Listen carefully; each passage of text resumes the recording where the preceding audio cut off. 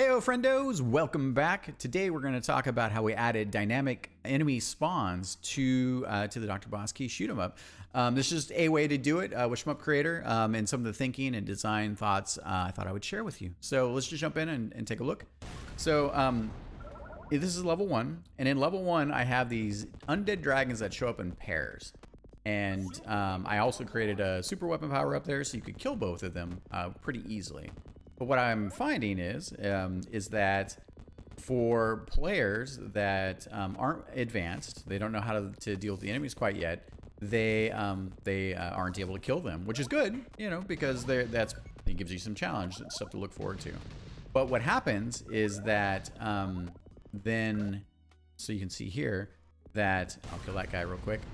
See, if you do kill them, right? What will happen is that I spawn this, but we'll get into that in a second. So, but what happens is that now all that space where you were interacting, trying to fight the dragons is just dead space. There's no enemies. We're just hanging out here. This is very Euro shmup. And then we get back to the enemies. So the other thing you'll see here is that when you kill enemies in the game, there is the multiplier countdown. So every time you kill an enemy, before the timer or the bar gets to 0, the enemy will then increase your multiplier, so it's 1.4 in this case, right?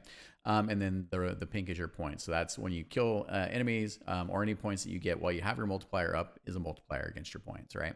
So what we're trying to do is we're always trying to create like a perfect run would be one where your multiplier never goes to 0, unless we have a couple cases like a mid boss or things like that, right? So what I was finding is, and as I was really struggling with this, how do you balance that scenario with enemies? So now when the players kill them, we spawn basically a dynamic enemy medal thing. Here's the medal itself. It keeps your multiplier going because it's an enemy as well. And then also you can tell here they're new enemy spawns, right? These guys they weren't here. So it helps bridge that gap, makes things a little bit harder for players that are more advanced, but it's also optional, right? So even though it appears maybe players get lucky, they don't want to take on the extra danger. And then design-wise, right, you're basically developing this language where players can see the symbol, decide whether they want to amp it up to get the additional points. This will be this is the way to keep your multiplier going, but this also is the way you're going to get the path to getting maximum points. And then it also helps fill the dead space, because some like Euro shmups, they're totally fine. Sometimes they want you to look at the background, they want things to go. But if I'm not doing anything in a shmup, like if I'm not trying to kill enemies or dodge something from a moment-to-moment basis, and this is classic game design, then I get bored. I'm just, you know, like I need to always have, and this is my own design philosophy, I always want to have things layering up. So okay, let me take you over to how we did this implementation. I also got a cheat sheet that I'll post for you. So, and then I've got a couple tips for the end. So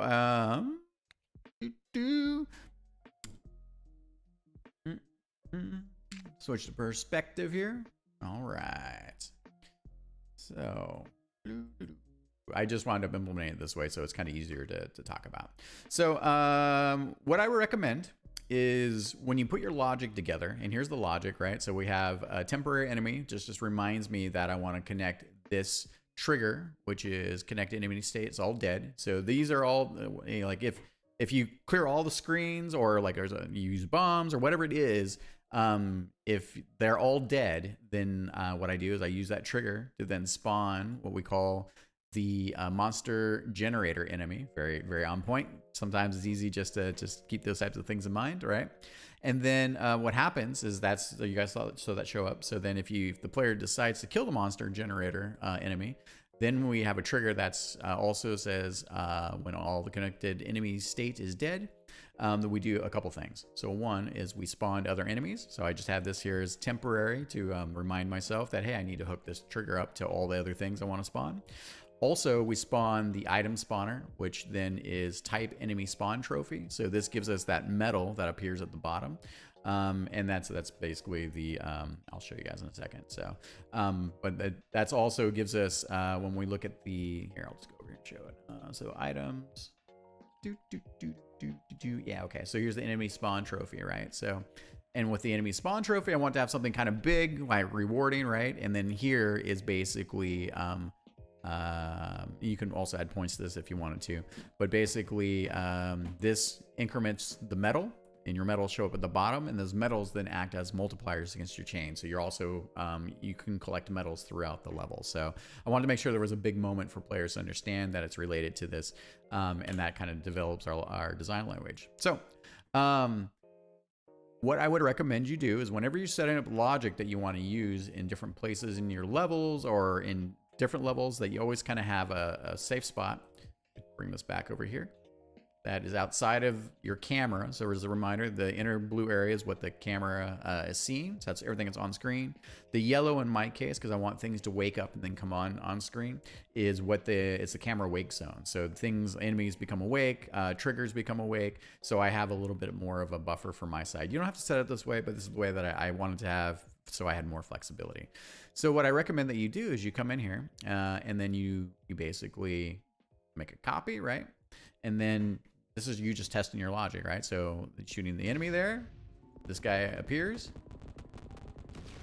and then you can see the metal shows up, and then you have the other enemy that appears there. So the cool part about that, right, is that, and this is the pro tip, right? So one of the limitations that you have in SHMUP Creator right now is that you can't save all of this like as an object. All right, so once you've set it up, you can't save it in your game box or anything like that. You have all the pieces, but that also means for every level that you haven't implemented this in, then you need to go in and wire it up by hand and set it up and remember how you did it and debug it, all that good stuff. And one of the ways you can get around this is that you have the ability in SHMUP Creator to copy your levels. So what I recommend that you do is you add all of the logic, gameplay elements, things that you want to do to your level, make a copy of that if those are things that are going to be part of your other levels, and then now you have them all you'll have them all available, so you don't have to rebuild them every time, right? So in my case, because I've discovered some things I want to add, I now need to go into each of my levels 6 now and re-implement this every time in addition to doing the design. So it's a bit more of a pain in the butt. It's mostly time. So one of the things I've done is challenge level 2, to give you an example.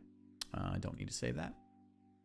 Challenge level 2 is the most advanced level that I have, and here you can see. So I bring the camera back to the beginning of the level. Bloop. All right. So when you make a copy of the level, all the things, all the new enemy designs, everything you have, of course, goes with you. So what I've started doing is I've started adding a little compendium of sorts of enemy setups, right? So then when I make a challenge level, I basically make a copy of the level. This will be the next one, or I'll make any level. It could be level 5, right?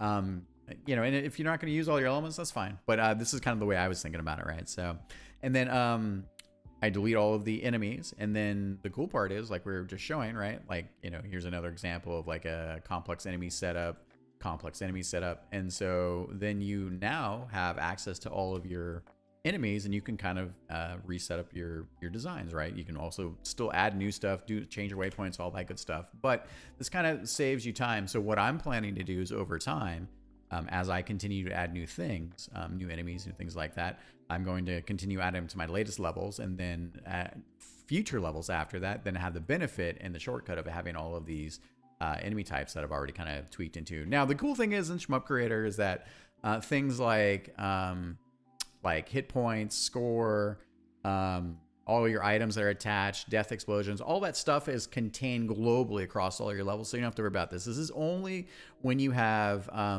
things like, for instance, right, if you don't want to come in and save and hook up all your waypoints each time, right? Like this guy has a very, like that is a very tuned way that he comes up and then hovers a bit and then comes down, right? So this saves you time because now I just copy these guys, right? So but it's more useful like when you have more complex enemy setups. Okay, I think that's it. Thank you everybody out there that's been watching. Thank you for hitting that subscribe button. Thank you for all the play testing. It's truly been a pleasure and an honor to just see this thing coming to life. It's crazy. We've been working on this for four-ish months. We've been working with SHMUP Creator about 5 months at this point. and the amount of stuff we've learned and been able to do and just and see the engine grow has been amazing. Thank you very much, Sunny. All right. If you have any questions or comments, feel free to leave them down below. I will post a shortcut, a little cheat sheet that I wound up building for myself too. This is one of the things I wind up doing is when I know I don't want to have to. It's like leaving comments in your code. So this helps me basically remember how to set these things up, because you know I just have to go and implement it now six or 4 additional times. So, all right, thank you everybody, and I'll talk to you soon. Bye.